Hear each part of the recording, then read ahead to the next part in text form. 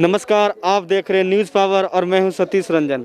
जैसा आप लोग को पता है, बिहार इस वक्त चुनावी दौर से गुजर रहा है और आज द्वितीय चरण का मतदान बिहार के 17 ज़िलों के 94 सीटों पर जारी है। इसी सिलसिले में मैं मौजूद हूं अस्थामा विधानसभा के चेरो नामक गांव में। तो आइए जानते हैं वहां के मतदाता की राय क्या कहती है। सर, जो आप तकरीबन बहुत वर्षों से चुनाव देख रहे हैं, जो ये चुनाव है 2020 का, आपको किस तरह से भिन्न दिखाई पड़ रहा है? ये कोरोना काल में श्रीमान चुनाव तो हर बार हुई, लेकिन इस बार का चुनाव कुछ अलग है। सभी लोगों को मास्क लगा करके और हाथ में सैनिटाइजर का प्रयोग करवाया जा रहा है और सब लोग जितने भी पदाधिकारीगण से लेकर के पुलिस प्रशासन तक जो भी सुरक्षा कर्मी हैं, सभी जो है पूर्ण अक्षरशः ये कोरोना काल में जो हमारा सरकार का जो रूल आया है, गाइडलाइंस आया है इलेक्शन कमीशन की, उसका जो है अक्षरशः पालन करते हुए ये चुनाव करवा रहे हैं। पूरा सोशल डिस्टेंसिंग के यहाँ सर्किल बनाया जा रहा है पूरी तरह से। जो कोविड-19 का रूल है पूरी तरह से आपने भी बताने का प्रयास किया कि पूरा फॉलो किया जाता है। सर, मैं एक बात आपसे जानना चाहता हूँ, जो विधानसभा चुनाव चल रहा है उसका मुख्य मुद्दा आपके जहन में क्या है? मुख्य मुद्दा एक्चुअली जो है शिक्षा, स्वास्थ्य, यही मुख्य मुद्दा है, शिक्षा और स्वास्थ्य। तो और बिहार का बेरोजगारी जो है, बेरोजगारी तो ये इसी भी को ध्यान में रखकर आप मतदान हाँ, करने जा इसी रहे को देख करके जो है मतदान किया जा रहा है। मुद्दा तो जो बढ़िया से ढंग से काम करेगा वही ना सर। हम लोग हम तो सरकार की बात नहीं पूछ रहे हैं सर, पूछ रहे हैं आपके जहन में क्या ऐसा भावना उमड़ रहा है कि ये काम होना चाहिए आपके क्षेत्र में, आपके विधानसभा में, आपके गांव में? क्या ऐसा लग रहा है ऐसा काम होना चाहिए या हुआ है? होना चाहिए सर। नहीं, अभी तो कुछ नहीं हुआ विकास, लेकिन विकास होना चाहिए। विकास होना चाहिए। तो विकास के मुद्दे पर आप वोट करने जा रहे हैं जी। तो देख रहे हैं किस तरह से ये जो चेरो बूथ है वहाँ पर सभी कोविड-19 का रूल पालन किया जा रहा है और जो आशा दीदी है वो सैनिटाइज़र, टेम्परेचर टेस्टिंग का काम कर रही है। तो आप देख रहे हैं किस तरह से निर्वाचन आयोग के द्वारा कोविड-19 का अक्षरशः पालन किया जा रहा है।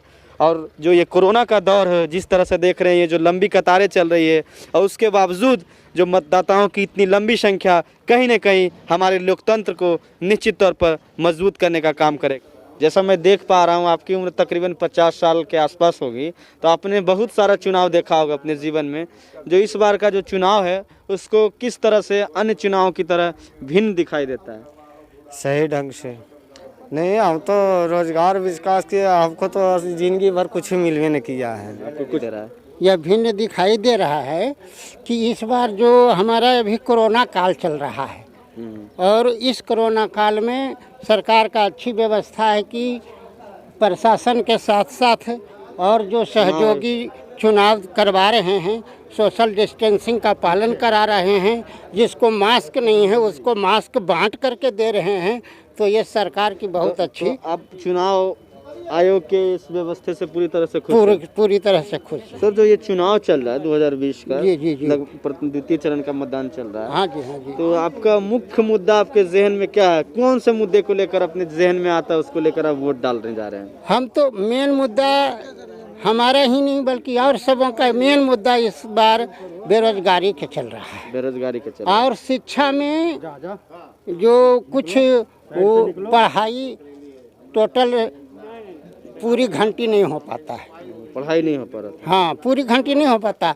इसकी मतलब वजह है आपका कहने का मतलब है कि शिक्षा, शिक्षकों का घोर अभाव है। शिक्षकों का अभाव है, लेकिन बच्चे नहीं पढ़ते हैं। बच्चे नहीं पढ़ते हैं, जो है वो भी ड्यूटी नहीं करते, जो है शिक्षक तो ये करते हैं, बच्चे भाग जाते हैं। अच्छा, मतलब आपके कहने के अनुसार शिक्षक आते हैं लेकिन बच्चे भाग जाते हैं। जब हम लोग पढ़ते थे तो 10 बजे से 4 बजे तक स्कूल में पढ़ाई होती थी, बच्चे रहते थे। लेकिन पता नहीं अब जो है बच्चे 4 बजे तक 3 बजे तक रुकते नहीं हैं। पता नहीं कहाँ कमी है, सरकार दूर करें।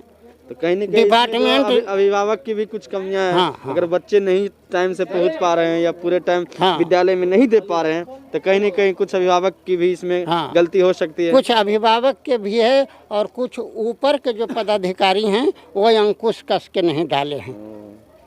तो आप पदाधिकारियों की भी ढीले रवैये पर अपना बात रख रहे हैं। हाँ हाँ, उस पर भी बात रख रहे हैं। तो बहुत बहुत धन्यवाद। तो ये थे यहाँ के स्थानीय जो बता रहे थे इस बार जो बिहार विधानसभा का मुख्य मुद्दा जो बेरोजगार और शिक्षा है, बेरोजगारी और शिक्षा है, उस पर ध्यान देना चाहिए न। और इन्होंने साफ बताया कि अगर विद्यालय तो हैं, शिक्षक जो भी आते हैं, लेकिन बच्चे पूरी तरह से समय पर नहीं पहुँच पाते हैं, और अगर पहुँच पाते भी हैं तो पूरी टाइम नहीं दे पाते हैं विद्यालय में।